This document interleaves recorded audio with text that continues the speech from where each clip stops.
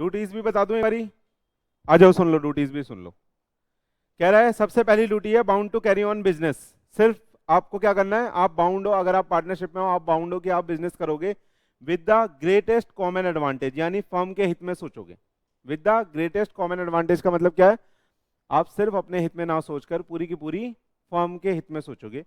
To be just and faithful to each other, आप एक दूसरे से कैसे रहोगे, फेथफुल रहोगे। कह रहा है टू रेंडर एनी पार्टनर और हिज लीगल रिप्रेजेंटेटिव ए ट्रू अकाउंट और full information of all thing affecting the firm.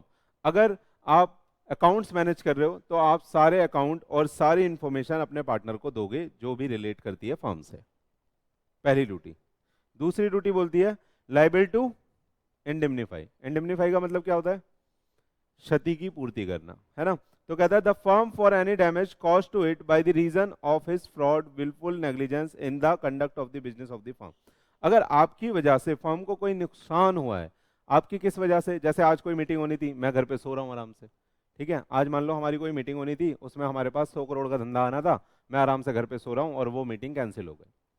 उस 100 करोड़ के धंधे में 20 करोड़ का मेरा प्रॉफिट था, तो मेरी वजह से वो काम चला गया, या मेरी वजह से वो काम पूरा नहीं हो पाया, मेरे को कोई प्रोजेक्ट पूरा करके देना था, तो मेरे नेग्लिजेंस की वजह से काम नहीं हो पाया, तो उस सेंस में, उस केस में मैं फर्म को इंडेमनीफाई करूंगा, जितना भी लॉस मेरी फर्म को हुआ है वो मेरे को पूरा करके देना पड़ेगा, ये मेरी ड्यूटी है। सिर्फ आपकी वजह से अगर कोई लॉस होता है आपकी फर्म को, तो वो आपको इंडेमनीफाई करना है, ये आपकी ड्यूटी है। आगे आइए, to attend diligently to his duty relating to the conduct of the firm business. Firm के बिजनेस से रिलेटेड जो भी आपकी ड्यूटी है उसे आपको डिलिजेंटली अटेंड करना है ना। यानी जो आपको काम आपके हित में डाला गया है, जैसे आप भी कल को मान लो पांचों मिलकर पार्टनरशिप फर्म खोलते हो, तो आप बोल दोगे दीदी ऑडिट देखेगी, वो टैक्स देखेगा, वो अकाउंटिंग का पार्ट देखेगा, वो फॉरेन अकाउंटिंग देखेगी, वो अमलगमेशन देखेगा, आप काम बांट दोगे सब में, है ना। तो जो काम जिसका होगा उसे वो काम डिलिजेंटली करना है, नेग्लिजेंस नहीं करना अपने काम में। आगे कहता है to let his partner to have the advantage of his knowledge और skill to disclose and account for the benefit drive by the transaction related to the firm. ये क्या है, इसमें मैंने आपको एग्जांपल भी दिया था कि ऐसा बच्चे आर्टिकलशिप में करते हैं, उन्हें ड्राइविंग करना आता है लेकिन वो अपने प्रिंसिपल को बोल देते हैं मुझे नहीं आता, ताकि वो आपको बाहर का काम ना करवाए, आपको कहीं बाहर भेजे ना, कि बेटा वहाँ चला जाइयो, मेरे लिए अलीगढ़ चला जाइयो, वहाँ पे मेरा कोई काम है, मेरे लिए वहाँ चला जाइयो क्योंकि तेरे को ड्राइविंग आती है। तो तुम ऐसा छुपा नहीं सकते, जो आपकी स्किल है, जो आपकी प्रोफेशनल चीज़ें हैं, जो आपको आती हैं, जो आपकी स्किल है ना, जो आपको नॉलेज है, वो आप बताओगे और उसकी एडवांटेज अपनी फर्म को दिलवाओगे। ठीक है, समझ में आ रहा है आपको। जैसे मान लो कोई बंदा कम्युनिकेशन में अच्छा है, पब्लिक स्पीकिंग में अच्छा है, तो वो बताएगा ये बात कि मैं ये काम हैंडल कर सकता हूँ, मेरे को ये काम अच्छे से आता है, तो हमें बाहर से किसी को हायर करने की जरूरत नहीं है। आ रहा है या नहीं आ रहा, ठीक है। तो ये लाइन यहाँ पे लिखी हुई है, देखो, to let his partner have the advantage of his knowledge and skill to disclose and account for the benefit if drive by any transaction related to the firm. समझ में आया, आए समझ में पक्का। आगे चले, कह रहा है not to carry on the any competitive business. अगर आप बेटा किस में हो, पार्टनरशिप में हो, तो आप उसी सेम धंधे में अकेले काम नहीं कर सकते अनलेस एंड अनटिल आपने पार्टनरशिप डीड में ना लिखा हो। अगर आपने डीड में लिख दिया कि थोड़ा बहुत काम आप कर सकते हो तो आप कर सकते हो, लेकिन ये कैसी ड्यूटी है, जर्नल ड्यूटी है। देखो इसके वर्ड आगे लिखा हुआ है क्या बेटा, जनरल, है ना। तो इसलिए अगर इफ नथिंग इज स्पेसिफाइड तो आप कोई भी कम्पिटेटिव बिजनेस नहीं कर सकते। समझ में आ रहा है, देखना। कह रहा है but if a partner carry on the business competing with the main business then all the profit to be surrender to the firm but the firm is not liable for any loss. सुनना, आपने deed में नहीं लिखा, आपको deed में लिखना था, आपने नहीं लिखा, और आप कंपीटिंग बिजनेस भी कर रहे हो, ठीक है। हम तीनों ने मिलकर एक फर्म खोली, उज्जवल लेकिन बाहर से भी वो काम कर रहा है सीए का, और सारा पैसा अपनी जेब में रख रहा है, फर्म में उसे अकाउंट फॉर नहीं कर रहा, तो क्या कर रहा है वो बताओ, बताओ। वो अपना प्रॉफिट कमा रहा है अपने नाम से, हालांकि उसे वो प्रॉफिट कहाँ डालना चाहिए, जो पैसा रिसीव करा है फर्म में डालना चाहिए, लेकिन नहीं डालना। तो इस केस में एक्ट बोलता है कि किसी ने भी इस तरह का अगर कोई प्रॉफिट कमाया है तो वो फर्म का प्रॉफिट माना जाएगा। लेकिन मान लो ये ऐसा कोई पर्सनल काम कर रहा है और उसमें इसको लॉस हो गया, ऐसा ये कोई पर्सनल काम कर रहा है और उसमें इसको लॉस हो गया, तो क्या फर्म देगी लॉस का पैसा? नहीं देगी। समझ में आया। अगर कोई पर्सनली प्रॉफिट कमा रहा है सेम बिजनेस करके, तो वो पैसा कहाँ पे काउंट होगा, फर्म में। लेकिन अगर उसको कोई लॉस हो जाता है तो फर्म उसकी रिस्पॉन्सिबिलिटी नहीं लेगी। क्लियर है? यही बात देखो यहाँ लिखी हुई है, unless an agreement expressly allow no partner is entitled to carry on any business competing with the that of the firm. और ऊपर वाले में ये लिख दिया कि अगर कोई प्रॉफिट कमा रहा है तो वो फर्म का प्रॉफिट माना जाएगा, और अगर कोई लॉस कमाता है यानी लॉस अगर हो जाता है तो उसके लिए फर्म रिस्पॉन्सिबल नहीं होगी। समझ में आया? ये थे बेटा ड्यूटीज, ये पढ़ा चुका था। आइए अब राइट पे आ जाते हैं। राइट भी पढ़ा चुका हूं, अनफॉर्चुनेटली आपको कुछ भी याद नहीं है। राइट ऑफ द पार्टनर, अगर आप पार्टनरशिप बिजनेस में इन्वॉल्व हो तो आपके कुछ राइट भी हैं, है ना, जो एक्ट ने प्रोवाइड करे हैं। यानी कि जो आप लिखोगे, सुनना ध्यान से, जो आप अपनी डीड में लिखोगे एक्सप्रेसली वो तो राइट है ही है आपके पास, लेकिन इफ नथिंग इज स्पेसिफाइड, आपने कुछ भी नहीं लिखा तो ये वाले राइट आपको मिलेंगे। समझ में आया? करें बात? आइए, पहला राइट क्या है देखना, subject to the contract between the partner the mutual right and the liability are as follows. ध्यान से सुनना मेरी बात, यहां पे क्या लिखा है, subject to the contract between the partner mutual right and liability are follows. Subject to का मतलब क्या है बताना, subject to the contract between the partner का मतलब क्या है यहाँ पे? यहाँ पे मतलब यह है कि, सुनिएगा, आप कुछ भी लिख सकते हैं अपने राइट्स में, है ना, अगर आपने एक्सप्रेसली लिख दिया तो। अगर आपने नहीं लिखा तो ये हैं आपके राइट्स। समझ में आया? आ रहा है समझ में? आइए पहला राइट देखिए, right to take part in the conduct of the business. मतलब हम तीनों ने फर्म खोली, कृष्णा रोज आता था, हम कृष्णा के साथ कुछ डिस्कस ही नहीं करते थे, इसको इन्वॉल्व ही नहीं कर रहे थे किसी बिजनेस डिसीजन में, इसके सामने कोई मीटिंग ही नहीं कर रहे थे, इसको मिलने ही नहीं दे रहे थे क्लाइंट से, तो क्या कर रहे हैं हम बताओ? इसको प्रिवेंट कर रहे हैं, बिजनेस में इन्वॉल्व नहीं होने दे रहे। लेकिन इसका राइट है कि वो क्या करेगा बताओ, टेक पार्ट लेगा इन the conduct of the business. तो हम ऐसा नहीं कर सकते। समझ में आया? आइए पढ़िए, कह रहा है यू शुड ऑल्सो नोट, ध्यान से देखिएगा, this in this connection that a partner who has been wrongfully deprived of the right of the participation in the management has also other remedy as the suit for dissolution or suit for account without seeking the dissolution। अगर हम ऐसा कर रहे हैं, हम क्या कर रहे हैं, इसको इसके राइट से क्या कर रहे थे बताना, अभी डिप्राइव्ड कर रहे थे, मतलब हम इसे टेक पार्ट नहीं करने दे रहे थे अपने बिजनेस में। समझ में आ रहा है? समझ में आ रहा है? हाँ, टेक पार्ट नहीं करने दे रहे थे बिजनेस में। अगर हम इसे डिप्राइव्ड करते हैं तो इसके पास दो राइट हैं, क्या क्या बताना, वो सूट फाइल कर सकता है फॉर द डिसोल्यूशन, और वो सूट फाइल कर सकता है अकाउंट्स के लिए विदाउट सीकिंग डिसोल्यूशन। तो अगर हम इसको डिप्राइव कर रहे हैं इसके राइट से तो ये दो चीजें कर सकता है, पहला सूट फाइल कर सकता है किसके लिए, डिसोल्यूशन के लिए, डिसॉल्व करो, फर्म बंद करो, भाई तुम तो मेरे को इन्वॉल्व ही नहीं कर रहे, मेरे को नहीं करना धंधा, पहली चीज। दूसरा क्या, भैया डिसॉल्व नहीं कर रहे तो मेरे को सारे अकाउंट दिखाओ, चलो मैं इन्वॉल्व नहीं हो रहा तो मुझे कर भी नहीं रहे, चलो कोई बात नहीं, तो मेरे को बस अकाउंट दिखाते रहो, कितना पैसा आया कितना गया, ट्रू अकाउंट दिखाओ। समझ में आया? दो राइट आते हैं। क्लियर है? तो पहला राइट कौन सा पढ़ा, थप्पड़ मारूंगा कान पे, right to take part in the conduct of the business. कितना बढ़िया पढ़ा रहा हूं ना, शर्म आनी चाहिए। आइए, राइट टू बी कंसल्टेड, इसका मतलब क्या है,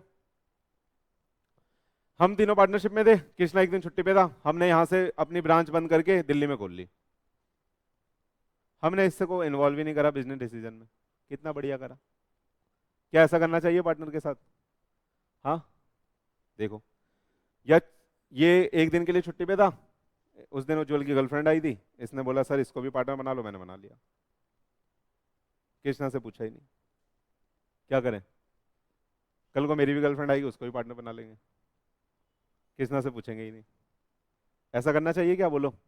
तो राइट टू बी कंसल्टेड का मतलब क्या है, देखो, where any difference arises between the partner with regard to the business of the firm, if it है भाई, it shall be determined by the view of the majority of them and the every partner shall have the right to express his opinion before the matter is decided, but no change in the nature of the business of the firm can be made without the consent of all the partners।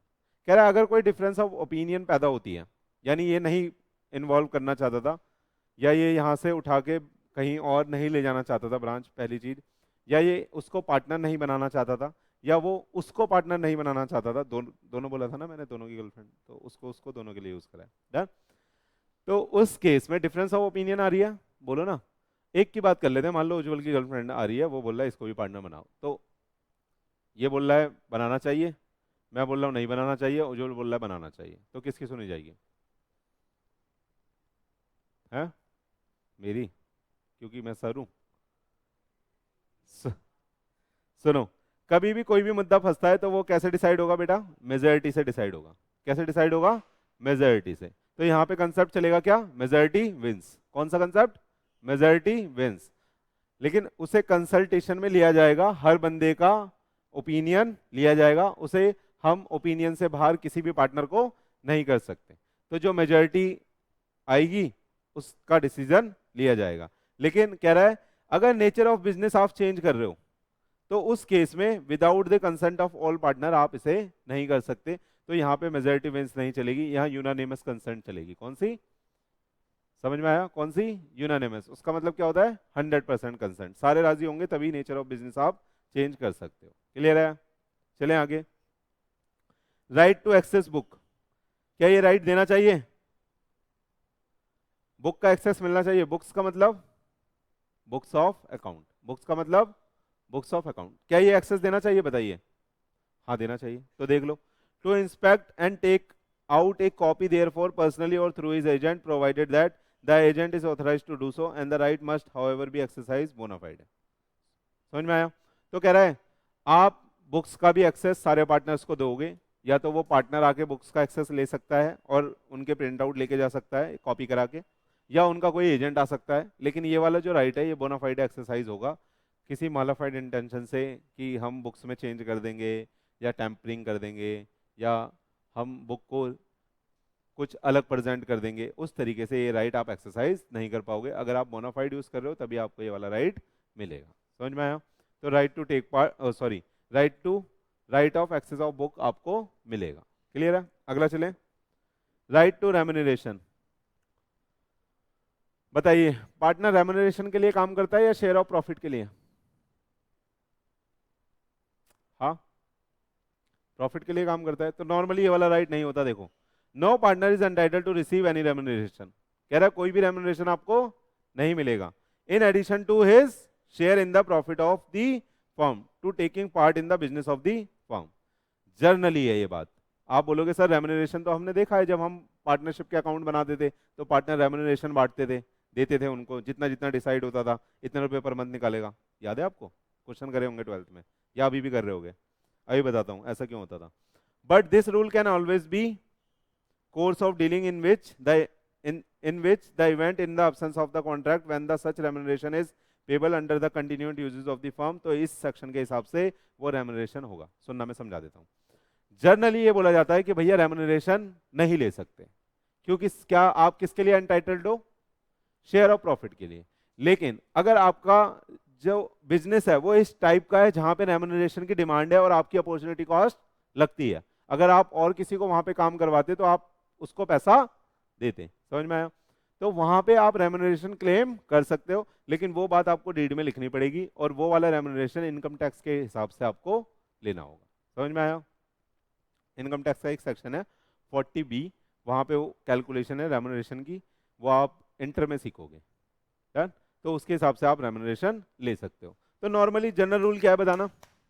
General rule is that कि remuneration हम entitle नहीं करते, हमारा बस right है share of profit में। लेकिन अगर हमारे बिजनेस का कंटिन्यूड यूजेस के हिसाब से, यानी जिस आप बिजनेस में काम कर रहे हो वहां की मार्केट प्रैक्टिस ये है कि सब लोग रेम्यूनरेशन लेते हैं, या जो भी काम कर रहा है, जो भी, जैसे मैं वहां पे लगा हुआ हूँ एज ए पार्टनर, तो मेरा भैया अपॉर्चुनिटी कॉस्ट लगती है तो मैं उसका पैसा चार्ज करूंगा, तो उस केस में आप रेम्यूनरेशन ले सकते हो, लेकिन वो आपको डीड में प्रोवाइड करना पड़ेगा। क्लियर है? क्लियर है? आगे चलें। अगला देखिए, right to share of profit. अगर हमने कुछ भी नहीं लिखा डीड में तो बताना शेयर कैसे बटेगा? खत्म। चले आगे। इंटरेस्ट ऑन कैपिटल क्या होता है बताना? कब देते हैं? देखो, कह रहा है interest will be payable only out of profit, पहला रूल। कह रहा है एन एक्सप्रेस एग्रीमेंट होना चाहिए इसका, यानी लिखा होना चाहिए। ठीक है? Any trade custom to that effect, अगर लिखा हुआ नहीं है तो इसका ट्रेड कस्टम होना चाहिए, यानी उस बिजनेस कंडीशन में जिस बिजनेस में आप डील कर रहे हो, वहां की मार्केट प्रैक्टिस ही है कि सब लोग इंटरेस्ट चार्ज करते हैं तो आप भी दोगे। अगला कह रहा है यह स्टेचुरी प्रोविजन होना चाहिए विच एंटाइटल टू सच इंटरेस्ट। समझ में आया? समझ में आया? बोलो बोलो। पहला रूल आउट ऑफ प्रॉफिट दिया जाएगा, दूसरा एक्सप्रेसली प्रोवाइडेड होना चाहिए। अगर एक्सप्रेसली प्रोवाइड नहीं है तो यू ट्रेड कस्टम के हिसाब से वहां पे दिया जा रहा होगा तो दिया जाएगा, और अगर कोई स्टेचुरी प्रोविजन में लिखा है तो दिया जाएगा। चले आगे। और एडवांस, इंटरेस्ट ऑन एडवांस, क्या इसको लिखने की जरूरत होती है डीड में? आ जाओ। कह रहा है 6% पर एनम, सेक्शन 13D बोलता है while the interest on capital account cease to run on the dissolution, the interest on advance keep running even after the dissolution and up to the date of payment। ये बात समझ में आई आपको? ये बात समझ में आई? बताना धानिया मैडम।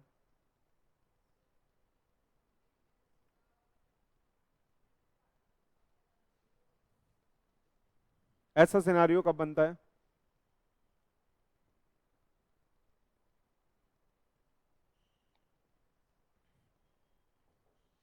हम्म बोलो कैसे, समझाओ ना मेरे को, सिनारियो कैसे बनेगा ये कह रहा है देखो इंटरेस्ट ऑन कैपिटल, हालांकि जब पार्टनरशिप सीज होती है तो उस दिन तक का ले सकते हो, उसके बाद तक का आप चार्ज नहीं कर सकते। लेकिन इंटरेस्ट ऑन एडवांस आप पार्टनरशिप बंद हो गई उसके बाद भी चार्ज कर सकते हो। ये बात आपको पल्ले पड़ रही है कुछ? मैं बताता हूँ सुनना। एक पार्टनर था, उसकी डेथ हो गई, ठीक है, और यहां पे डेथ होने की वजह से डिसोल्यूशन हो गया, ठीक। अब यहां पे पार्टनरशिप सीज हो गई, मान लो ये था 31 मार्च 23 को डेथ हुई थी, पार्टनरशिप यहां पे बंद हो गई, लेकिन अभी अकाउंट सेटल नहीं हुए, अभी अकाउंट सेटल नहीं हुए। अकाउंट के लिए टाइम दिया जाता है कि इतने दिनों में आपको करना है, 60 दिनों में, अभी अभी पढ़ेंगे हम, 60 दिन या 6 महीने का टाइम मिलता है, उसमें आपको अकाउंट सेटल करके हिसाब करना है। वो हिसाब नहीं हुआ तो जो इंटरेस्ट ऑन एडवांस है वो आपको उस दिन तक देना पड़ेगा जिस दिन आप पेमेंट करोगे। लेट सपोज कि हम 30 सितंबर को पेमेंट कर रहे हैं, तो ये कितने महीने हो गए यहां से यहां तक बताना? 6 मंथ। इस पे आपको 6 महीने का एडवांस देना पड़ेगा, मतलब 6 महीने का इंटरेस्ट पे करना पड़ेगा एडवांस के ऊपर। समझ में आया? एडवांस का मतलब क्या? जो फर्म ने पैसा लिया था पार्टनर से, जो फर्म ने पैसा लिया था पार्टनर से, उसके ऊपर जो पार्टनर है वो इंटरेस्ट चार्ज करेगा, वो इंटरेस्ट इस पीरियड का भी वो लेगा। समझ में आया? लेकिन इंटरेस्ट ऑन कैपिटल सिर्फ आपको इस दिन तक का मिलेगा, इसके बाद इंटरेस्ट ऑन कैपिटल नहीं मिलेगा। समझ में आया? ये कहना चाह रहा है पैराग्राफ। क्लियर है? दीदी ने इंसॉल्वेंट बोला था, इंसॉल्वेंट में भी हो सकता है, बंदा इंसॉल्वेंट हुआ तो वो सीज टू बी पार्टनर हो गया, उस दिन मान लो इसकी वजह से हम डिसॉल्व कर रहे हैं फर्म, तो उस दिन से लेके जब तक हिसाब होगा, एक दिन तो डिसोल्यूशन का दिन हो गया, एक दिन सेटलमेंट का दिन हो गया, तो सेटलमेंट के दिन तक का भी उसे इंटरेस्ट मिलेगा, लेकिन इंटरेस्ट ऑन कैपिटल सिर्फ सीज तक मिलेगा। क्लियर है? आ रहा है समझ में? नहीं आ रहा? पक्का? चलो आइए। राइट टू बी इंडिम्निफाइड, ये क्या होता है? ऊपर हमने क्या पढ़ा था? ड्यूटी, ड्यूटी में भी इंडिम्निफाई इंडिम्निफाई करके कुछ था, वहां पे क्या था बताना? नेग्लिजेंसी थी। पार्टनर ने कोई नेग्लिजेंसी करी, मीटिंग थी, सो रहा है, मीटिंग थी, घूमने चला गया, कोई काम करके खत्म करना था प्रोजेक्ट, घूमने चला गया मार्केट में आप लोगों की तरह, तो बताओ नेग्लिजेंसी कर रहा है? तो नेग्लिजेंसी अगर कर रहा था तो पैसा चुकाना पड़ रहा था फर्म को, है? बताओ ना यार। अब यहाँ पे क्या होगा बताओ? इसका उल्टा होगा। ये तो राइट है ना? राइट है ना? मान लो फर्म की कोई नेग्लिजेंसी है और वो मैंने पूरी कर दी अपने पर्सनल पैसे से, तो मैं वो पैसा फर्म से लूंगा। समझ में आया? पढ़ के देख लो। कह रहा है every partner has a right to be identified by the firm in respect of the payment made and the liability incurred by him in the ordinary course and the proper conduct of the business of the firm as well as in the performance of the act in an emergency for protecting the firm from any loss if the payment and the liability or the act are such as the prudent man would make income and the perform in his own case under the similar circumstances। मैं बना देता हूँ एक। हमारी firm थी, चल रही थी, हमने बेटा 3 साल से बिजली का बिल नहीं भरा था। हमने क्या करा था? 3 साल से बिजली का बिल नहीं भरा था, और वहां से बिजली वाले बिजली काटने आ गए, ठीक है, हमारी कल बहुत इंपॉर्टेंट क्लास होने वाली थी। डन। अब यहाँ पे सिर्फ उज्जवल था, ठीक है, उज्जवल यहाँ पे था, बिजली वाले बिजली काटने आए, उज्जवल हमारा पार्टनर था। उज्जवल को क्या करना चाहिए? बोलना चाहिए काट दो? आप बोलो, या आप पार्टनर थे, क्या बोलना चाहिए बताओ? कटवा दोगे बिजली फर्म की? तो आप क्या करोगे? फर्म के बिहाफ पे आप बोलोगे भाई साहब रुको, कितना पैसा ड्यू है मेरे को बताओ, मैं पे कर रहा हूँ। आपने फर्म के बिहाफ पे पेमेंट कर दी, लेट्स सपोज 5 लाख रुपए, 5 लाख का बिल था, 5 लाख आपने पे कर दिया। क्या वो 5 लाख आप लोगे नहीं? तो ये फर्म की लाइबिलिटी और आपका राइट बनता है कि वो आप इंडेमनीफाई करवाओ फर्म से। समझ में आया? इन केस ऑफ इमरजेंसी आपने अपना पैसा भर दिया। और आपको कैसे बिहेव करना है इमरजेंसी के केस में? जैसे कि आप उस केस में करते कि वो आपके घर पे हुआ है। समझ में आया? यहां पे लिखिए ये बात, देखो, in an emergency for protecting the firm from loss if the payment or liability act as such as the prudent man would make in case है ये, in case or perform in his own case under the similar circumstances, कि अगर ये case उसका personally होता तो वो क्या करता, उसको ऐसे बिहेव करना है और बाद में वो पैसा फर्म इंडेमनीफाई करेगी। समझ में आ रहा है? चल सकते हैं? इंडेमनीफाई समझ में आया? ड्यूटीज में भी इंडेमनीफाई है, राइट में भी इंडेमनीफाई में। ड्यूटी में क्या है कि हमारे नेग्लिजेंस की वजह से अगर फर्म को कोई लॉस होता है तो हम इंडेमनीफाई करेंगे, और राइट में वो है कि अगर इमरजेंसी केस में या किसी भी केस में ऐसा लगता है कि फर्म के बिहाफ पे हमें कुछ करना पड़ गया और हमारे पर्सनल पैसे वहां पे लग गए तो फर्म हमें इंडेमनीफाई करेगी। क्लियर है दोस्तों? सुनना, right to stop admission of a new partner. New partner कैसे आएगा? With the consent of, with the consent of, unanimous consent से। देखो, if made without the consent of all partner in case of the partnership being at will by giving the notice to that effect to all other partner. तो अगर आप किसी को लाने से रोकना चाहते हो, हम चाहते हैं कि उज्जवल की गर्लफ्रेंड कभी भी इस पार्टनरशिप में ना आए, तो हम क्या करेंगे? हम उसे मना कर सकते हैं। ठीक है, आ रहा है? राइट टू स्टॉप एडमिशन हम कर सकते हैं। Right not to be express, ये क्या है? हाँ बोलो बोलो। कह रहा है right of outgoing partner to carry on the competing business but without using the firm name और representing himself as carrying on the business of the firm और सॉलिसिटिंग द फर्म पार्टीज। सुनिएगा, आप सुनना, आपके पास राइट है कि जो firm business कर रही है आप वहां से जाने के बाद वो बिजनेस कर सकते हो, वो बिजनेस कर सकते हो। पार्टनरशिप में रहते हुए आप कंपीटिंग बिजनेस नहीं कर सकते, लेकिन पार्टनरशिप में खत्म करने के बाद, पार्टनरशिप से जाने के बाद आप वो कंपीटिंग बिजनेस कर सकते हो, लेकिन आप फर्म के जो क्लाइंट है उनको सॉलिसिट नहीं करोगे, उनको अपनी चीजें एडवर्टीज नहीं करोगे। क्लियर है? ये बात बोल रहे हैं। चले आगे, आइए अगला क्या है?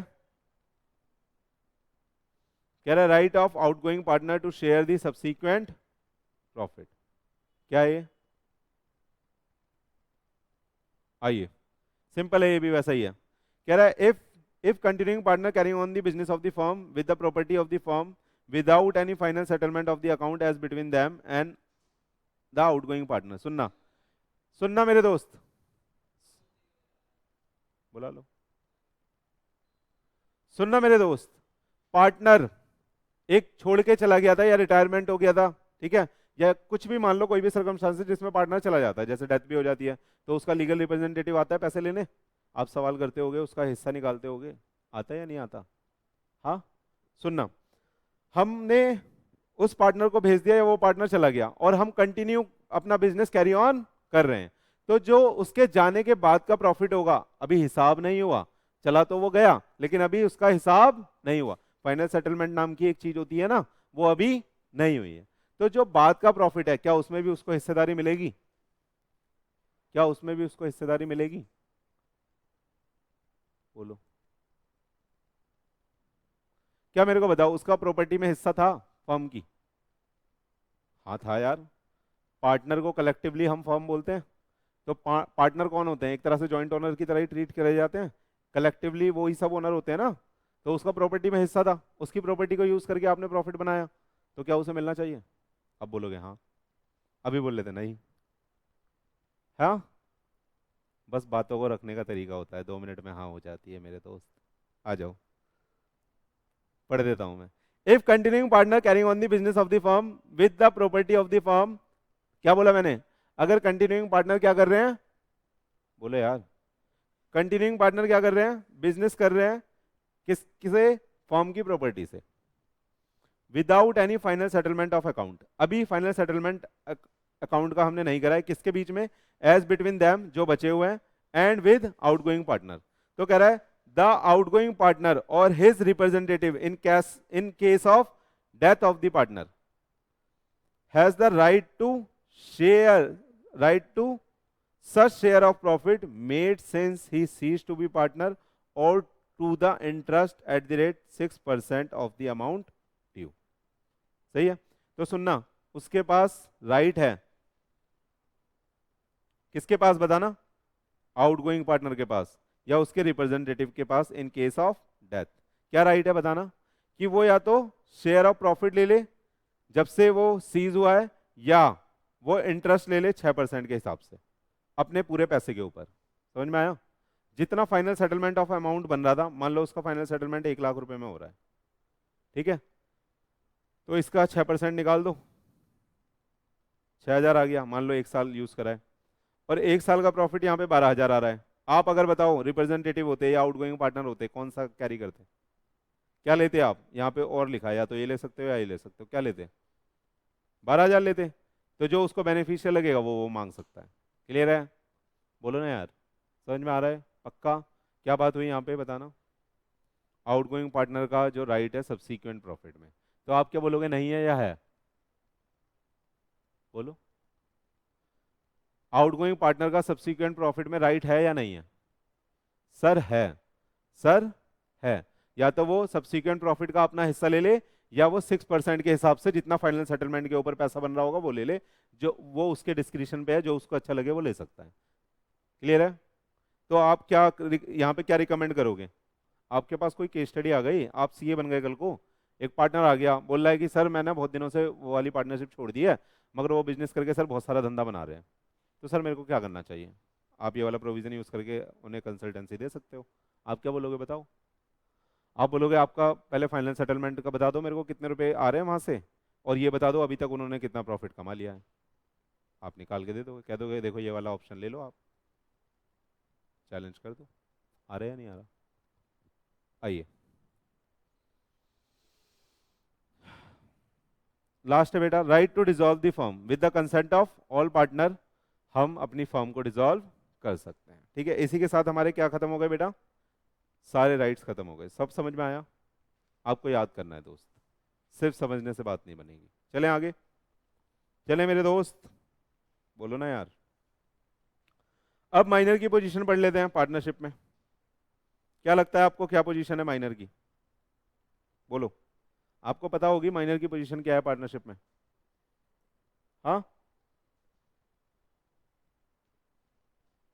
सर सिर्फ प्रॉफिट के लिए हिस्सेदार बना सकते हैं, सर सिर्फ प्रॉफिट के लिए उसे पार्टनर बना सकते हैं, है ना, लेकिन उसकी लायबिलिटी कितने तक होगी, उसकी लायबिलिटी कहां तक होगी, पढ़ लेते हैं, सर पहले पढ़ाओ फिर पूछना, है ना, आ जाओ पढ़ लेते हैं, आ जाओ, तुम्हारे साथ साथ मैं भी थोड़ा ज्ञानी बन जाता हूँ। कह रहा है ए माइनर, अरे मिरर लिख दिया भैया, ठीक कर लेना दोस्तों, ये माइनर है। A minor can not become a partner in a firm, ये जनरल रूल है दोस्त, but exception to this rule is mention under section 30 of the Indian partnership act 1932। समझ में आया, जनरल रूल क्या है, नहीं बन सकता, क्यों, बच्चा है ना, छोटी बच्ची हो क्या, आ जाओ। कह रहा है minor can be admitted to the benefit of its of an existing partnership firm, सुनिएगा सुनिएगा, वो नई पार्टनरशिप फर्म किसी के साथ नहीं बना सकता, किसी एग्जिस्टिंग पार्टनरशिप फर्म में एडमिट हो सकता है, किसके लिए, ओनली फॉर द बेनिफिट। समझ में आया, एग्जिस्टिंग किस लिए लिखा है यहाँ पे वर्ड, क्योंकि नहीं, न्यू नहीं बना सकता वो। समझ में आया, आइए under section 30 minor can not be a promiser but can be a promisee. वो प्रोमिजर नहीं बन सकता लेकिन वो प्रोमिजी बन सकता है। आपने सुना होगा ये वर्ड कि वो अपने आप को लाइबल बनाए बिना आगे नेगोशिएबल इंस्ट्रूमेंट को एंडोर्स कर सकता है। ये आपने सुना होगा, शायद मैंने ही पढ़ाया होगा। सुना है आपने? यानी कोई अगर उसके पास नेगोशिएबल इंस्ट्रूमेंट आया तो वो साइन करके आगे उसे एंडोर्स कर सकता है, वो लाइबल नहीं बनेगा, पीछे वाला बनेगा। आइए आगे कह रहा है partnership must be in existence before a minor can be admitted to the benefit of the firm. यानी अगर किसी माइनर को आपको एडमिट करना है तो आपको पहले से पार्टनरशिप बना के रखनी पड़ेगी, पार्टनरशिप ऑलरेडी एग्जिस्टेंस में होनी चाहिए। कह रहा है it can be done with the consent of all partner. क्या एडमिट ऐसे ही कर दोगे? आपको भी पता है एडमिशन हम with the consent of all partner करेंगे। आइए अब right and duties of such partner will be govern by section 30 as follows. किसके राइट एंड ड्यूटीज पढ़ रहे हैं बताना? माइनर के। क्लियर है? क्लियर है पक्का? सुनना, पहले बिफोर अटेनिंग मेजॉरिटी और दूसरा क्या है? तो यहां पे मेरे दोस्त वो है छुट्टू सा बच्चा और यहां पे मेरे दोस्त वो बन गया बड़ा बच्चा। सही है? आइए यहां पे वो छोटा सा है और यहां पे बड़ा सा है। आ जाओ। कह रहा राइट क्या है? क्या होगा राइट? आप मेरे को बताओ। सिंपल है sir, share of profit and property of the firm in accordance with the agreement. जो एग्रीमेंट में लिखोगे उस हिसाब से उसे शेयर ऑफ प्रॉफिट मिलेगा और प्रॉपर्टी मिलेगी। अगला बोलता है एक्सेस कर सकता है to inspect the books of account of the firm, no right on the other book. सुनना, वहां पे सिर्फ बुक्स लिखा था, पीछे अभी हमने राइट ऑफ पार्टनर पढ़े थे, तो यानी वो सारी बुक्स देख सकते हैं। लेकिन माइनर क्या देखेगा? माइनर क्या देखेगा? सिर्फ बुक्स ऑफ अकाउंट देखेगा। वहां पे सारी बुक लिखी थी, सारी बुक में क्या आ गया? Books of account as well as other book. Other book बोले तो कोई रजिस्टर हो गया, फिक्स असेट्स का रजिस्टर हो गया, एम्प्लॉय का रजिस्टर हो गया, स्टॉक का रजिस्टर हो गया, बहुत सारे अदर रजिस्टर भी बनते हैं मेरे दोस्त। ठीक है, तो पार्टनर तो सब कुछ देख सकता है लेकिन माइनर क्या देख सकता है? सिर्फ बुक्स ऑफ अकाउंट, क्योंकि उसका किससे लेना देना है? प्रॉफिट से, तो बस प्रॉफिट देख सकता है। कह रहा है शीव कर सकता है पार्टनर को, शीव to the partner for his share of profit. अपने शेयर ऑफ प्रॉफिट के लिए वो क्या कर सकता है बेटा? सूट फाइल कर सकता है। और the property of the firm when he is not given his due share of profit, but this right can be exercise only if he decide to separate from the firm. सुनना, दो चीजों के लिए suit file कर सकता है। पहला क्या? शेयर ऑफ प्रॉफिट, और दूसरा क्या? Share in the property. लेकिन जो प्रॉपर्टी के लिए सूट फाइल होगा वो सिर्फ उस सिनारियो में होगा जब वो अपने आप को अब हटा रहा है यहां से, वो कह रहा है मेरे को नहीं करनी तुम्हारे साथ पार्टनरशिप, मेरा हिस्सा दे दो। समझ में आया? Suit for share of profit तो नॉर्मली कर सकता है, लेकिन suit for share in property वो तभी करेगा जब वो अपने आप को सेपरेट करना चाहेगा। क्लियर है? आ गया ये। लाइबिलिटी क्या है माइनर की? बोलो बोलो। अपने शेयर के लिए लाइबल है बस। कह रहा है minor can never be held personally liable for the act of the firm, only his share of profit और द प्रॉपर्टी इज लाइबल। सुनना, हमने पढ़ा है पार्टनरशिप में लाइबिलिटी कैसी होती है बताना? लिमिटेड या अनलिमिटेड? पार्टनरशिप में लाइबिलिटी लिमिटेड है या अनलिमिटेड? तेज बोलो, धीरे। अनलिमिटेड ऐसे धीरे धीरे क्यों बोल रहे हो? कॉन्फिडेंस से बोलो। सर पार्टनरशिप में सर मैंने ही पढ़ाया था आपको, लाइबिलिटी कैसी होती है? अनलिमिटेड। यानी लॉस अगर हुआ तो घर से भी पैसा लाना पड़ जाएगा, लेकिन ऐसा माइनर के साथ आप नहीं कर सकते। क्यों? माइनर एडमिट किस लिए हुआ है? सिर्फ प्रॉफिट के लिए।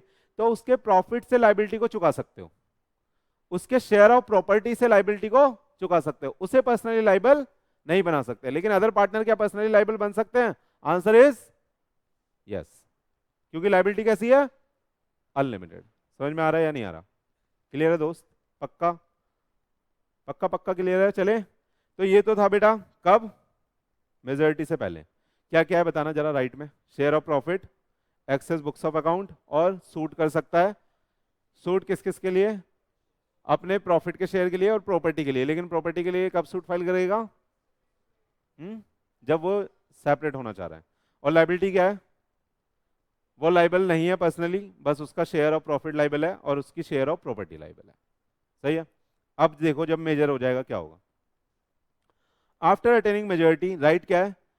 As given by the Indian partnership Act under Indian partnership act 1932 as decided by the parties through the agreement either oral और रिटन। सुनना, राइट सारे वो वाले राइट जिंदा हो जाएंगे जब वो मेजर होगा।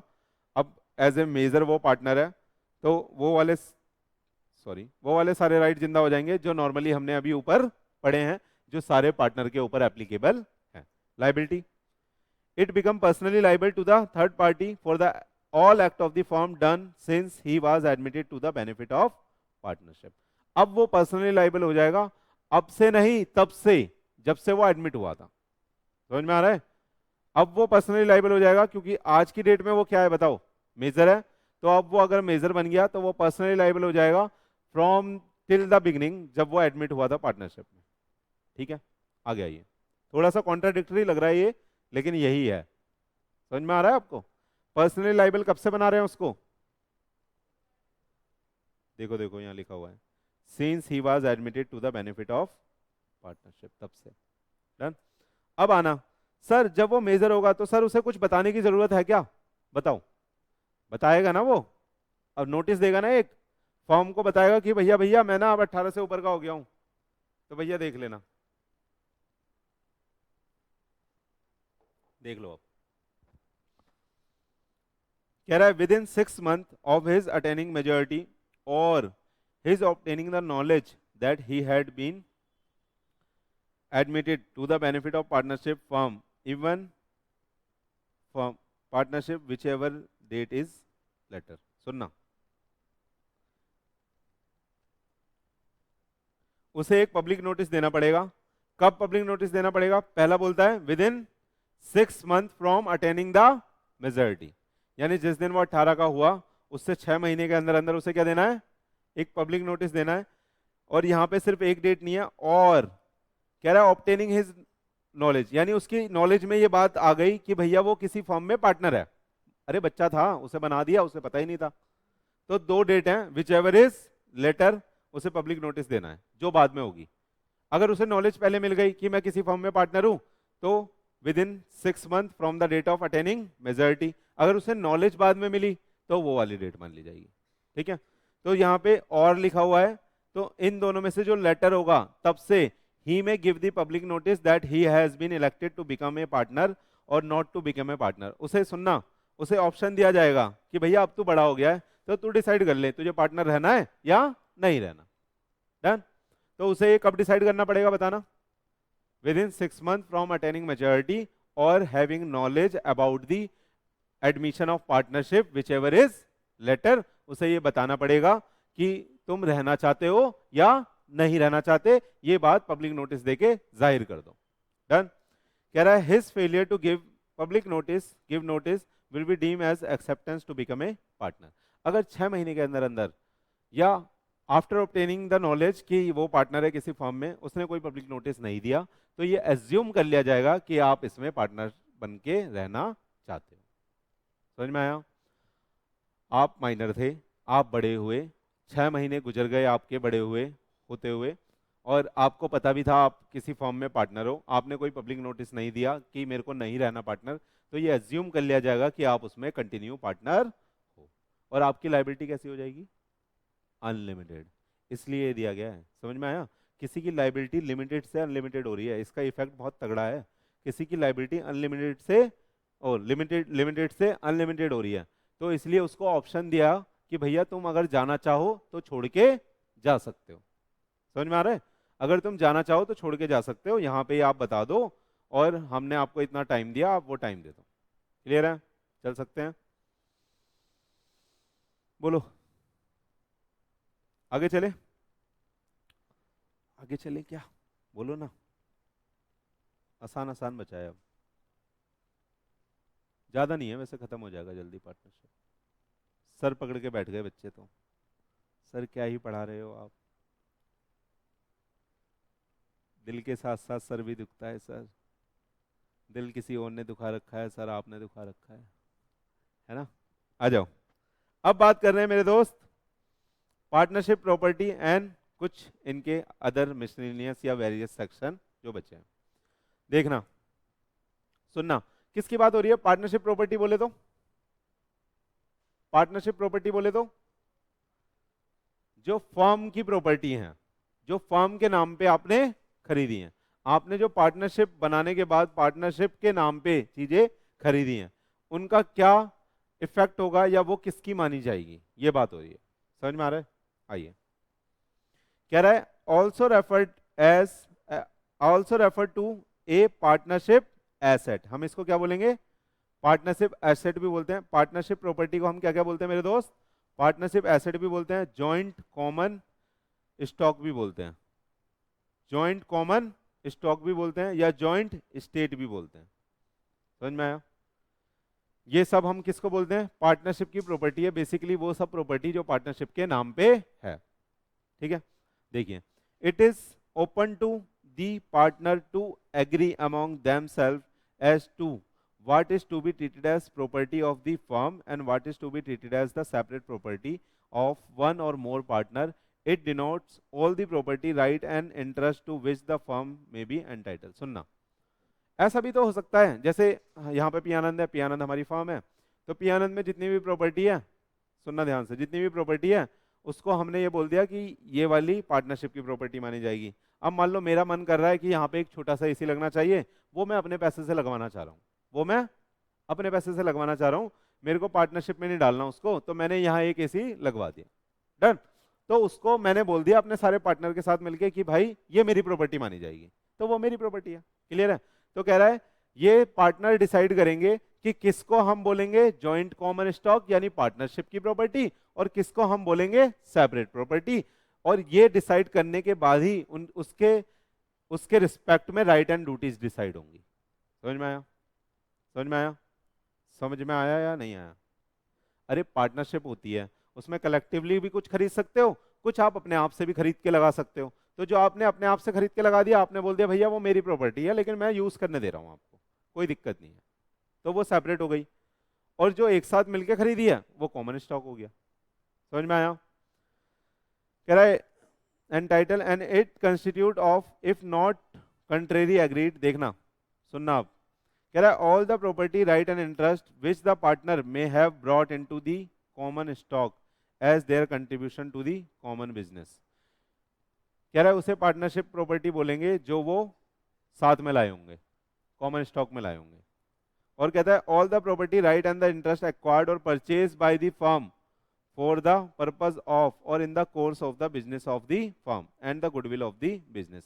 तो इन सबको क्या बोला जाएगा? बोलना, पार्टनरशिप प्रॉपर्टी। क्लियर है? देखो किस किस को बोला जाएगा? वो सारी प्रॉपर्टी जो पार्टनर लेके आए थे, वो सारी प्रॉपर्टी जो पार्टनर ने एक साथ मिलके खरीदी है। दो चीज होती है ना, कुछ लेके भी आते हैं, बोलो ना यार, जब धंधा स्टार्ट करते हैं लेके आते हैं ना कुछ, तो जो साथ में लेके आए थे कॉमन स्टॉक की तरह वो पार्टनरशिप प्रॉपर्टी कहलाएगी, जो हमने बाद में साथ में मिलकर खरीदी वो पार्टनरशिप की प्रॉपर्टी कहलाएगी, और जो गुडविल क्रिएट होगी वो भी पार्टनरशिप की प्रॉपर्टी कहलाएगी। और क्या कहलाएगा क्या नहीं कहलाएगा, क्या सेपरेट प्रॉपर्टी कहलाएगी, वो हम एक्सप्रेस करके बता देंगे। क्लियर है?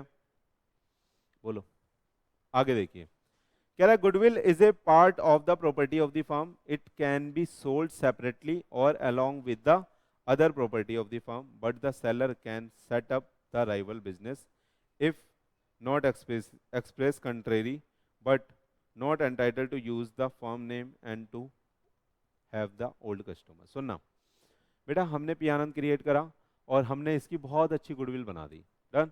तो हम चाहे तो इस गुडविल को बेच भी सकते हैं, हम चाहे तो इस गुडविल को बेच भी सकते हैं। हमने गुडविल बेच दी तो क्या उसके बाद हम टीचिंग का धंधा नहीं कर सकते? बोलो, कर सकते हैं, लेकिन क्या नहीं कर सकते? पुराने कस्टमर को हम क्या करेंगे, पुराने जो पुराना क्लाइंट बेस होगा या कस्टमर बेस होगा या स्टूडेंट बेस होगा, हम उनको सॉलिसिट नहीं कर सकते और उनको अपना प्रोडक्ट नहीं बेच सकते। ठीक है? अरे मैंने आपको रेस्ट्रेन ऑफ ट्रेड में भी तो सिखाया था कि हमने तो सीखा ही है जिंदगी भर, आप हमारे पेट पे थोड़ी ना लात मार दोगे, हमें ये थोड़ी ना रोक लोगे, कहीं पे भी नहीं पढ़ा सकते। तो आप रिजनेबल रिस्ट्रिक्शन लगा सकते हो, उसके बाहर जाके रिस्ट्रिक्शन नहीं लगा सकते। तो सेलर जो है वो राइवल बिजनेस स्टार्ट कर सकता है, लेकिन वो, सुनना, लेकिन वो उस फर्म का नाम मैं पी आनंद यूज नहीं कर सकता क्योंकि मैंने पी आनंद आपको भेज दिया। मैं पी आनंद के ओल्ड कस्टमर को सॉलिसिट नहीं कर सकता क्योंकि वो मैंने आपको भेज दिया। क्लियर है? गुडविल बेची तो कस्टमर ऑलरेडी आपके पास ही जाएंगे। बोलो ना यार, इतना समझ में आया? प्रॉपर्टी समझ में आई? पार्टनरशिप प्रॉपर्टी किसको बोलेंगे? सर 3 चीजों को पार्टनरशिप प्रॉपर्टी बोलेंगे। किस किस को? जो लेके आए, जो साथ में खरीदा और गुडविल। ठीक है सर। किसको नहीं बोलेंगे? जो सेपरेटली बंदे ने एक्वायर करा और आपस में डिस्कस कर लिया कि ये सेपरेट है। आ गया ये। समझ में आ रहा है या मैं जल्दी चल रहा हूं? बोलो। सही चल रहा है ना? आइए, सेक्शन 15 बोलता है अब कैसे अप्लाई करोगे। बोलो बोलो। कह रहा है application of the partnership property subject to the contract between the partner shall be held और use by the partner exclusively for the purpose of the firm. सुनना, जो पार्टनरशिप की प्रॉपर्टी है, मैं यहां का पंखा ले आके अपने घर लगा दूं? फर्म का था, मैंने अपने घर लगा दिया, क्या हो गया?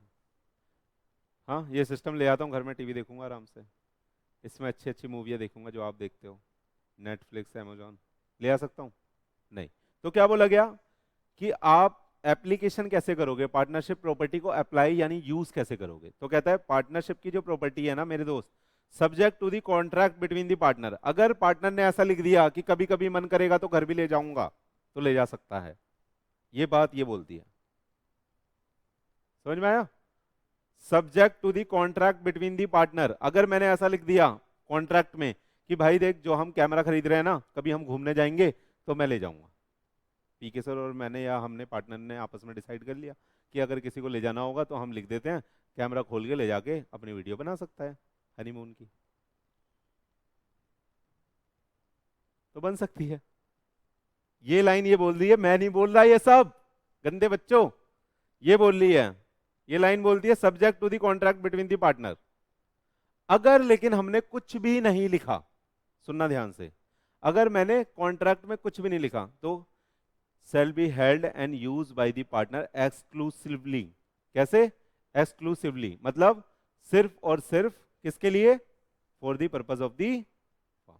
तो फर्म का हनीमून होगा तब जाएंगे, होगा ही नहीं सर कभी, तो यानी धंधे के लिए यूज होगा बस। समझ में आ रहा है या नहीं आ रहा? अरे बोलो। नहीं? आप बताओ फिर। मैंने पूछा कि सर पार्टनरशिप की जो प्रॉपर्टी है वो कैसे अप्लाई होगी, कैसे उसका एप्लीकेशन होगा, तो क्या जवाब है आपका? बोलो, आंसर दो मेरे को। मैडम बोलो आंसर दो। Subject to the contract between the partner, the partnership property shall be apply exclusively for the purpose of the firm business. ये होना चाहिए आंसर। ठीक है, मेरे को तो इंग्लिश आती भी नहीं है, फिर भी निकल जाती है आप लोगों के सामने। चलो आ जाओ पढ़े। नोट कहता है, कह रहा है the mayor fact that the property of the partner is being used for the purpose of the firm shall not make it A partnership property. कह रहा है सिर्फ ये फैक्ट कि वो जो प्रॉपर्टी है वो यूज होगी पार्टनरशिप बिजनेस के लिए, ये उसको पार्टनरशिप की प्रॉपर्टी नहीं बना देता। मान लो मैंने यहाँ एसी लगाया था, मैंने बोला था सिर्फ ये पार्टनरशिप बिजनेस में यूज होगा, तो क्या वो पार्टनरशिप प्रॉपर्टी हो गई? लगी किसके पैसे से थी? मेरे पैसे से, मैंने लगाया था, तो वो किसकी प्रॉपर्टी मानी जाएगी? मेरी। तो कह रहा है सिर्फ यूज पार्टनरशिप के लिए होने से उसको पार्टनरशिप की प्रॉपर्टी नहीं बोल दिया जाएगा। एज ए प्रॉपर्टी इज और not property of the firm is depend upon the intention of the parties. कोई प्रॉपर्टी पार्टनरशिप प्रॉपर्टी है या नहीं है, वो डिपेंड करता है किससे?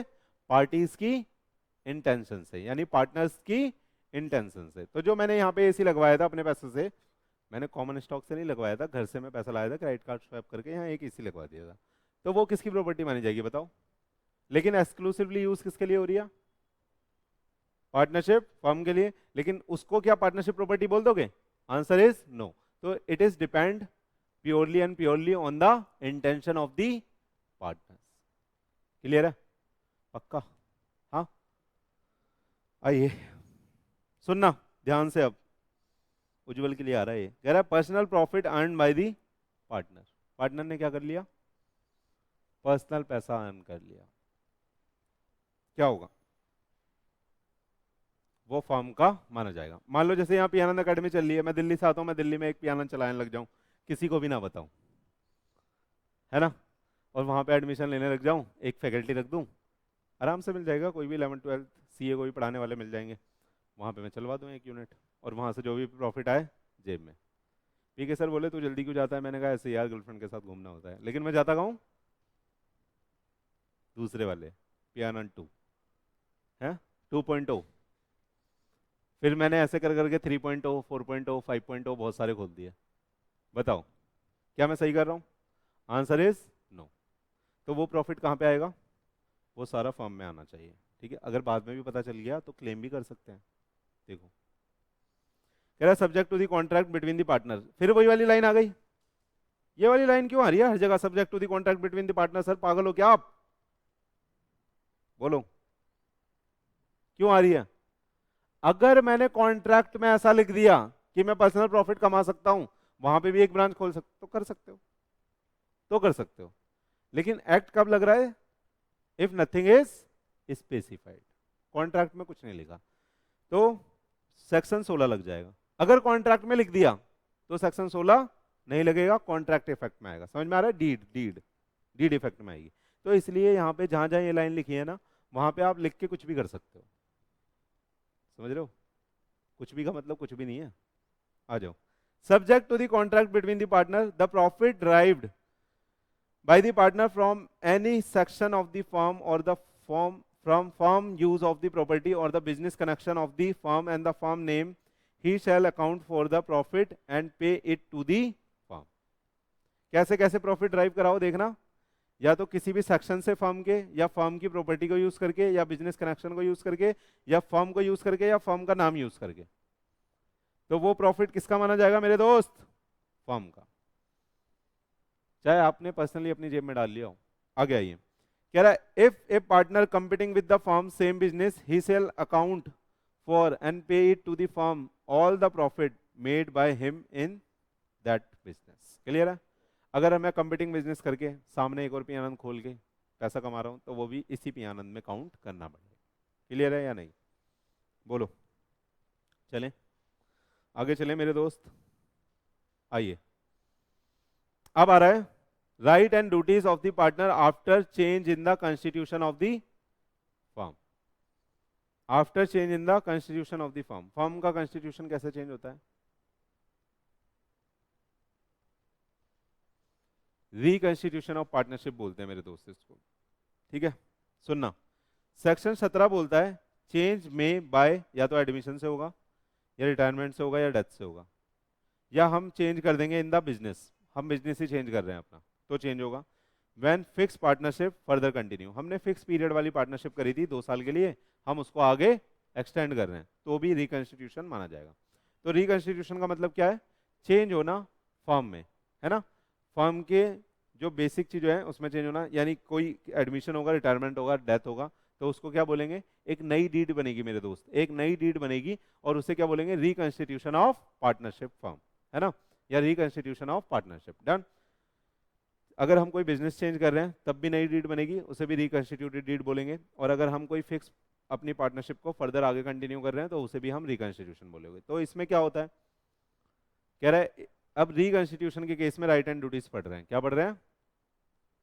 राइट एंड ड्यूटीज, है ना।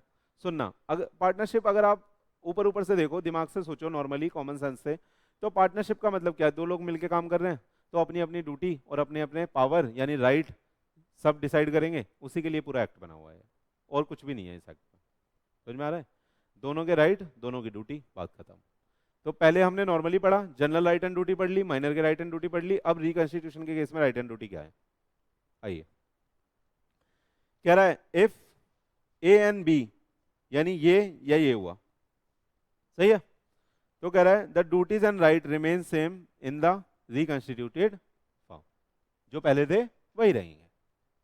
कौन से थे पहले? जो हमने ऊपर पढ़े जनरल राइट एंड ड्यूटीज में। समझ में आ रहा है? जो हमने जनरल राइट एंड ड्यूटीज में पढ़े वही रहेंगे।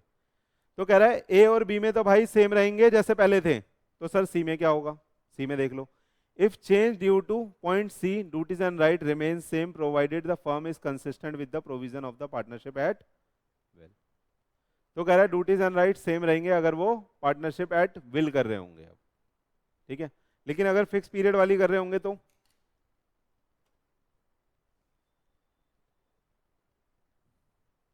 बेटा तू ला देगा इस बार, दीदी गुस्सा हो जाएगी यार, बार बार एक ही दीदी को बोलूंगा ना तो उससे पियोन पियोन फील होने लगेगा। समझ में आया? आइए, लेकिन सुनना मेरे दोस्त, यहाँ से पढ़ने से काम नहीं चलेगा, आपको ना स्टडी मैट से भी पूरा का पूरा पार्टनरशिप पढ़ना पड़ेगा। ठीक है, यहाँ पे बहुत ज़्यादा कंसाइज है। आप स्टडी मैट से जितना मैं पढ़ा देता हूँ, प्लीज़ अगर आप पास होना चाहते हो तो पढ़ना चालू कर दो, नहीं तो मुश्किल हो जाएगी, बहुत दिक्कत हो जाएगी। सही है, स्टडी मैट से पढ़ना चालू कर दो, जितना मैंने पढ़ाया है वो आज सारा स्टडी मैट से पढ़ना जाके। ठीक है, आ जाओ आगे। अब क्या पढ़ रहे हैं मेरे दोस्त, ये राइट एंड रूटीज आपने सीख लिया कि सर रिकंस्टिट्यूटेड में सेम रहेगा, और अगर हम चेंज कर रहे हैं फिक्स वाली को कंटिन्यू कर रहे हैं और वो पार्टनरशिप एट विल हो जाएगी तो सर उस केस में भी सेम रहेगा। आगे चलते हैं। अब कह रहे हैं relation of partners to the third party. Third party के साथ हमारे पार्टनर का क्या रिलेशन रहेगा वो पढ़ रहे हैं, है ना। थर्ड पार्टी के साथ हमारे पार्टनर का क्या रिलेशन है वो पढ़ रहे हैं। डन। पहला आ रहा है partners as the agent of the firm. Partner कैसे काम करते हैं, हमने एक कंसेप्ट पढ़ा था जिसको मैंने बोला था यही है नींव पार्टनरशिप की। कौन सा कंसेप्ट था वो, म्यूचुअल एजेंसी। और म्यूचुअल एजेंसी कंसेप्ट क्या बोलता था कि एक जो पार्टनर है वो एक दूसरे पार्टनर का एजेंट भी है और एज वेल एज प्रिंसिपल भी है। कई बार वो एजेंट की तरह काम कर रहा होता है, कई बार वो प्रिंसिपल की तरह काम कर रहा होता है। सही है। आइए, कह रहा है a partner is the agent and the principal of the firm so far as he act for himself and in his own interest in the common concern of the partnership, he may properly be deemed as the principal, and so far as he act for his partner, he may properly be deemed as agent। तो कह रहा है कई बार वो principal की तरह काम कर रहा होता है, कई बार वो एजेंट की तरह काम कर रहा होता है। जैसे मैं अभी आपको पढ़ा रहा हूँ एज ए एजेंट पढ़ा रहा हूँ, मैं पी आनंद का एजेंट हूँ, एजेंट की तरह आपको सर्विस दे रहा हूँ। कल पी के सर आगे पढ़ाएंगे, वो एजेंट बन जाएंगे, मैं प्रिंसिपल बन जाऊंगा। अभी वो उस सीट पे, अभी कोई क्वेरी आएगी तो वो एज ए प्रिंसिपल उसको ले लेंगे। अगर वो यहाँ पढ़ा रहे होंगे, मैं वहाँ बैठा हूँगा, तो कोई क्वेरी आएगी, मैं एज ए प्रिंसिपल उसको ले लूंगा। समझ में आ रहा है। आगे आइए, कह रहा है the main difference between a partner and the agent is that a partner can be communicate the interest with the other partners in whole property and the business and the liability of the partnership, where as agent not. एक partnership में और एक normal agent में क्या फर्क है। जो बेटा सुनना, जो नॉर्मल एजेंट होता है उसका कोई कॉमन इंटरेस्ट नहीं होता, वो सिर्फ एक एजेंट की तरह काम कर रहा होता है। जैसे मान लो हमने कोई एम्प्लॉय हायर करा और उसको बोला कि आज से तुम पढ़ाओगे, उसने पढ़ाया, तो वो क्या पार्टनर बन जाएगा। वो कैसे काम करेगा, एज ए एजेंट। क्या वो एज ए प्रिंसिपल काम कर सकता है, नहीं कर सकता। समझ में आ रहा है। तो एक नॉर्मल पार्टनर और एजेंट में क्या फर्क है, वो कॉमन एडवांटेज के लिए काम नहीं करता और उस पर एक कॉमन पावर नहीं आएगी, वो सिर्फ एक एजेंट की तरह काम करेगा, उससे कम्युनिकेशन उस तरह की नहीं रहेगी, है ना, इंटरेस्ट उसको नहीं मिलेगा पार्टनरशिप में। आइए, कह रहा है the act of any partner who does any act for carrying on usual way the business of the firm carried on by the firm bind the firm and his partner. जो act है एक partner का, वो पूरी की पूरी firm को bind कर देता है ना। जैसे सर ने वहां बैठ के किसी को बोल दिया कि सीए फाउंडेशन की फीस इतनी है, कम बोल दी, मान लो 5,000 बोल दी मान लो, तो अब सर ने बोल दी, सर ने कमिट कर दी, तो उस केस में हम भी लाइबल हो गए। उन्होंने पूरे सीए फाउंडेशन की फीस बोल दी तो मेरे को पढ़ाना पड़ेगा। समझ में आया। मैं कल को वहां बैठा हूँ, सर यहाँ पढ़ा रहे हैं, मैंने वहां क्वेरी ली, मैंने बोल दी 12,000 रुपये फीस है, कल से भेज दो बच्चा, पैसे ले लिए जेब में डाल दिया, तो आप पैसे ले लिए तो सर भी लाइबल हो गए, सर को भी अब पढ़ाना पड़ेगा। समझ में आया। तो एक जो पार्टनर है वो अपने एक्ट से पूरी की पूरी फर्म को और अपने पार्टनर को क्या बना देता है बेटा, लाइबल बना देता है। क्लियर है। आ जाओ, कह रहा है लेकिन इसके भी एक्सेप्शन है, इसके भी एक्सेप्शन है। कब वो पूरी की पूरी फर्म को लाइबल नहीं बनाएगा, सुनना ध्यान से। पहला, partner has no authority to act for the firm in that matter. हमने एक नया पार्टनर एडमिट करा था और हमने उसको ये बोला था कि सुनना ध्यान से, एक नया पार्टनर मान लो हमने कृष्णा को बना लिया पी आनंद में, और हमने पी आनंद में बोला कि बेटा तू बस पढ़ा सकता है, क्वेरी वेरी तू हैंडल नहीं कर सकता, ये हमने लिख दिया। लेकिन हम दोनों, मेरी भी क्लास थी, पीके सर की भी क्लास थी, ये जाके वहाँ बैठ गया और वहाँ पे किसी बच्चे के पेरेंट आ गए, ये क्वेरी हैंडल करने लग गया। इसने उनको बोल दिया 20,000 में भेज दो, पूरा का पूरा इंटर पढ़ा देंगे, 5 सब्जेक्ट 8 सब्जेक्ट। ठीक है, पैसे ले लिए, एडमिशन कर लिया। क्या मैं लाइबल होऊंगा? क्यों? क्योंकि इसकी अथॉरिटी का काम नहीं था, इसकी पावर में ही नहीं था काम, इसने वो काम करा। तो ऐसे काम से ये दूसरे पार्टनर को एज वेल एज फर्म को लाइबल नहीं कर सकता, ऐसे काम से ये दूसरे partner as well as firm को लाइबल नहीं कर सकता। समझ में आया? कह रहा है third party also know about the above fact, और ये बात जो पेरेंट थे उन्हें भी पता था कि ये वो बंदा नहीं है जो यहाँ पे प्रिंसिपल की तरह डिस्कशन करेगा, ये कोई नॉर्मल दूसरा पार्टनर है, स्लीपिंग पार्टनर है, उन्हें भी ये बात पता थी। और कह रहा third party does not believe him to be a partner, और थर्ड पार्टी ने इसे एज ए पार्टनर की तरह बिलीव करके काम नहीं करा है। तो अगर ये कोई ऐसा काम करेगा तो हम लाइबल नहीं होंगे। समझ में आया? इसकी पावर में नहीं था काम, सामने वाले को ये बात पता थी और उसने पार्टनर समझ के नहीं करा था। सही है, चल सकते हैं।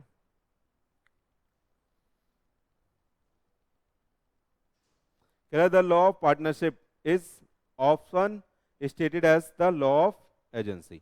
तो लॉ ऑफ पार्टनरशिप को आप लॉ ऑफ एजेंसी भी बोल सकते हो, क्योंकि एक दूसरे के दोनों एजेंट होते हैं। समझ में आया सब? अब मेरे को एक बात बताना, क्या सर एक पार्टनर पूरी की पूरी फर्म को अपने एक्ट से लाइबल कर सकता है?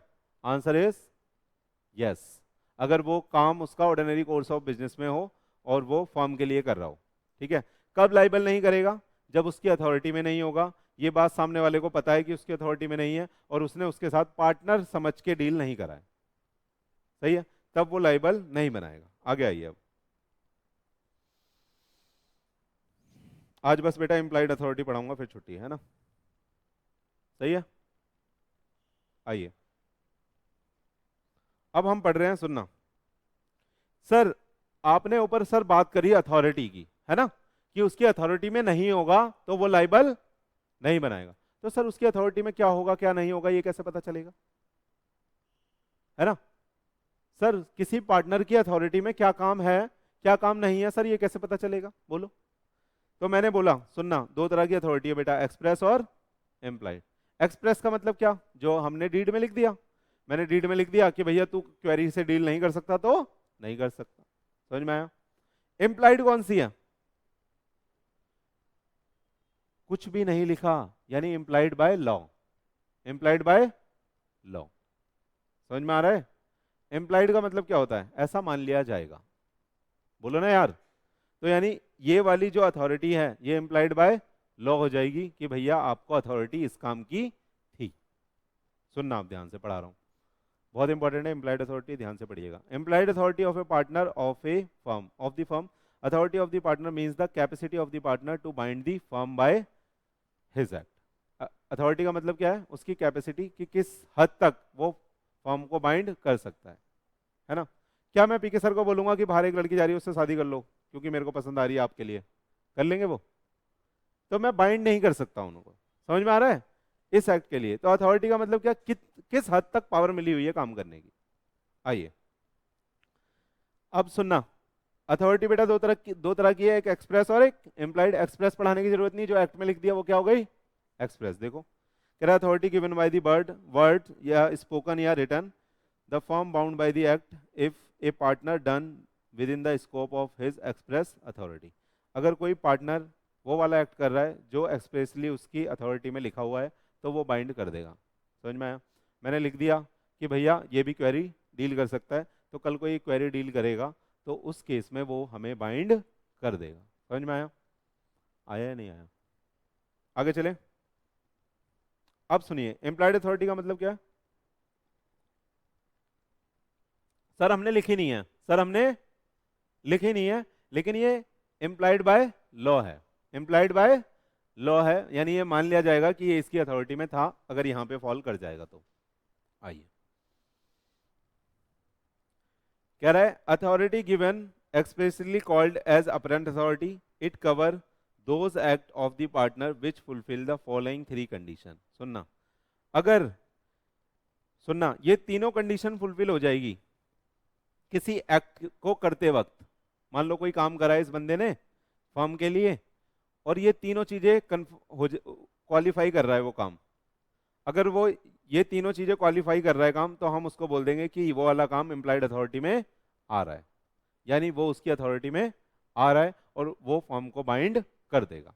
देखो पहला क्या है, act must relate to the normal business of the firm. हमारा नॉर्मल बिजनेस क्या है बेटा? बच्चों को पढ़ाना। तो वो वाला एक्ट किससे रिलेट कर रहा हो? Normal business of the firm. या तो बच्चों के लिए कोई बुक लाया हो, या किसी से इसने डील करी हो, या इसने कोई सेमिनार रखवाया हो, या इसने कोई मैराथन रखवाई हो, इसने कोई वनडे की संजीवनी बूटी रखवाई हो, है ना। कह रहा है act must be done in the usual way, और वो वाला एक्ट किस तरह से करा गया है, यूजुअल वे में करा गया है, कोई एक्स्ट्रा ऑर्डिनरी एक्ट नहीं है वो। और कह रहा है the act must be done in the name of the firm. ये तीन चीजें अगर कोई एक्ट क्वालिफाई कर रहा है तो हम उसको क्या बोल देंगे, बोलो बोलो ना, उस एक्ट को हम बोल देंगे कि वो एक्ट इसकी अथॉरिटी में था, बीइंग ए पार्टनर वो ये चीजें कर सकता है, तो इससे फर्म बाइंड हो जाएगी। कह रहा है subject to the limitation mention above the implied authority to bind the firm. ये सारी इम्प्लाइड अथॉरिटी है, एक पार्टनर ये सब कर सकता है जो नीचे लिखा है, सही है।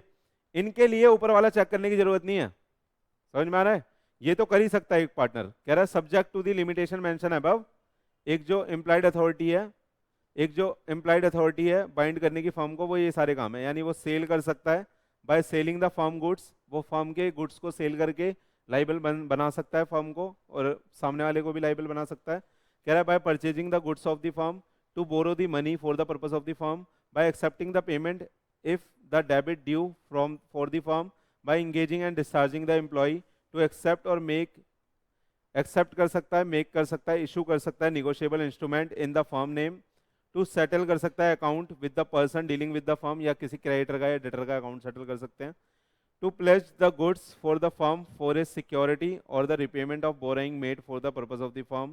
कह रहा है it if the act is done outside the usual course of the business of the firm, it will not be bind the firm even if it is the prudent to the benefited of the firm. अगर कोई काम ऐसा करा है जो outside the business of the firm जा रहा है, यानी नॉर्मल यूजुअल वे से बाहर जाके करा है, तो वो बाइंड तभी करेगा जब वो बेनिफिट फर्म के बेनिफिट के लिए किया गया होगा, तो ठीक है। कह रहा है unless it is ratified and approved by all the partner the usual power differ from the business to business, ठीक है। तो कह रहा है ये सारे एक्ट जो हैं, जो अगर यूजुअल वे से बाहर जाके करा होगा तो वो अप्रूव भी कराना पड़ेगा बाकी पार्टनर से, और जो यूजुअल पावर है वो बेटा डिफर करती है बिजनेस टू बिजनेस की, क्या उसकी पावर में आ रहा है क्या नहीं आ रहा, ठीक है। तो कह रहा है subject to the limitation mention above, ये सारे काम हम इम्प्लाइड अथॉरिटी में मानेंगे। क्या क्या, सेल करना, परचेज करना, बोरो करना, सेटल करना अकाउंट, है ना, डिस्चार्ज करना, निगोशिएबल इंस्ट्रूमेंट को बनाना, एंडोर्स करना, है ना, इशू करना, प्लेज करना गुड्स को, सिक्योरिटी की पेमेंट करना, बोरोइंग लेना, ये सारे एम्प्लॉयड अथॉरिटी में आते हैं, लेकिन ये इन तीनों चीज़ों को कवर करते हैं, यानी subject to the limitation mention above, यानी ये तीनों लगेगा बेटा इसमें ना। Subject to the limitation mention above मतलब नॉर्मल कोर्स में होना चाहिए, यूजुअल वे में होना चाहिए, और फर्म के नाम पे होना चाहिए। कोई भी जो काम है इनमें से जो नीचे जितने भी काम लिखे गए हैं, ये कि इन तीन चीज़ों को क्वालिफाई करना चाहिए, नॉर्मल बिजनेस के लिए होना चाहिए, यूजुअल वे में होना चाहिए, और with the name of the firm होना चाहिए। समझ में आ रहा है या नहीं आ रहा, हाँ बोलो। क्या सर हम एम्प्लॉयड अथॉरिटी पे भी रिस्ट्रिक्शन लगा सकते हैं, बोलो आ जाओ। कह रहा है restriction of the partners employed authority, कह रहा है restriction on the employed authority can be statutory restriction हो सकती है, या restriction impose by mutual agreement भी हो सकती है, कि हम जैसे हम ऊपर लिखा था कि अगर यूजुअल कोर्स ऑफ बिजनेस में बोरोइंग ले रहा है तो ले सकता है ना, बोलो ना, बिजनेस के लिए यूजुअल कोर्स में और नेम ऑफ द फर्म, तीन चीज अगर क्वालिफाई हो रही है तो कर सकता है। तो अगर यूजुअल कोर्स ऑफ बिजनेस में लोन ले सकता है तो ऊपर के हिसाब से ले सकता है, लेकिन अगर हम म्यूचुअली डिसाइड करना चाहते हैं कि कोई भी पार्टनर लोन नहीं ले सकता, तो हम एग्रीमेंट में डाल के कर सकते हैं, ठीक है। तो रिस्ट्रिक्शन लगा दी हमने एम्प्लॉयड अथॉरिटी पे, समझ में आ रहा है या नहीं आ रहा। हमने बोल दिया कि कोई भाई डेटर के अकाउंट सेटल नहीं कर सकता, हम ये पावर किसी को नहीं देना चाहते, तो रिस्ट्रिक्शन लगा से कर सकते हैं। आ रहा है या नहीं आ रहा, आ जाओ। कह रहा है statutory restriction act beyond the employed authority, जैसे if there is no custom usages और the trade when the partner does not have the employed authority. कह रहा है सुनना, हमारा जो धंधा था वही लोन देने का था, हमारा जो धंधा था वो लोन देने का ही धंधा है, और ये अपनी इम्प्लॉयड अथॉरिटी में सबके लोन माफ करे जा रहा है, कर देगा ऐसा? तो भैया धंधा ही हमारा लोन देने का है, घोड़ा घास से दोस्ती कर लेगा तो खाएगा क्या, समझ में आ रहा है आपको, हाँ। तो लोन देने का ही धंधा था, और ये कह रहा है मैं तो अपनी एम्प्लॉयड अथॉरिटी यूज करके सबके माफ करूंगा, मुझे मजा सा आता है, कर सकता है। तो सुनना, कह रहा है there is no custom usages और the trade when the partner does not have the employed authority. तो वहां पे प्रैक्टिकल सिनारियो अगर देखा जाए, क्या बाकी की एनबीएफसी बाकी के बैंक ऐसा कर रहे होंगे? नहीं कर रहे होंगे, वो तो बेटा पूरी की पूरी मेहनत कर रहे होंगे लोन को रिकवर करने के लिए। तो उस केस में इम्प्लाइड अथॉरिटी काम नहीं करेगी, वहां पे स्टेचुटरी रिस्ट्रिक्शन आ जाएगी। और आरबीआई भी बोलता है और बाकी की अथॉरिटीज भी बोलती हैं कि एनपीए को कम करो, ज्यादा से ज्यादा पैसा रिकवर करो। समझ में आया? लेकिन कह रहा है restriction impose by the mutual agreement. क्या म्यूचुअल एग्रीमेंट से रिस्ट्रिक्शन लगा सकते हैं? हाँ लगा सकते हैं। हम लिख सकते हैं कि भैया लोन लेने की पावर हम किसी को नहीं दे रहे। बोलो ना यार, लगा सकते हैं? हाँ लगा सकते हैं। देखो कह रहा है by the contract between them with the consent of the entire partner, यानी all partner, they can extend or restrict the implied authority, but the third party will be bound by such limitation only when they have the notice of such curtailment। Third party लेकिन तभी bound होगी जब उसे पता होगा कि भैया loan लेने की पावर इसके हाथ में नहीं है। सही है? कह रहा therefore the third party is not affected by a secret limitation of the partners implied authority unless he had the actual notice of it। तो सुनना, अगर आपको थर्ड पार्टी को भी लाइबल बनाना है इस चीज के लिए, तो आपको ये पब्लिक नोटिस में निकालना पड़ेगा एम्प्लॉयड अथॉरिटी को, है ना? तो कह रहा है थर्ड पार्टी आपकी सीक्रेट लिमिटेशन से बाउंड नहीं होगी, उसे आपको बताना पड़ेगा, अगर उसे नॉलेज है वो तभी बाउंड होगी। क्लियर है मेरे दोस्त? है? आज के लिए इतना ही था। आप आगे के एग्जाम्पल पढ़ लेना या पढ़ा दूं? बोलो बोलो, पढ़ लेना यार। ठीक है, इजी इजी एग्जाम्पल है। और ये लाइबिलिटी टू थर्ड पार्टी, बाकी का आगे का आप पढ़ के आना। आज के लिए हम इतना ही रखते हैं क्योंकि बाकी बच्चे भी नहीं आए हैं। ठीक है, आप प्लीज़ रिवाइज कर लेना स्टडी मैट से, बस इतनी ही रिक्वेस्ट रहती है हमेशा आपसे। थैंक यू वेरी मच आज के लिए दोस्तों।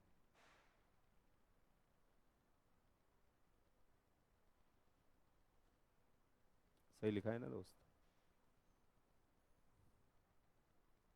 Bye bye.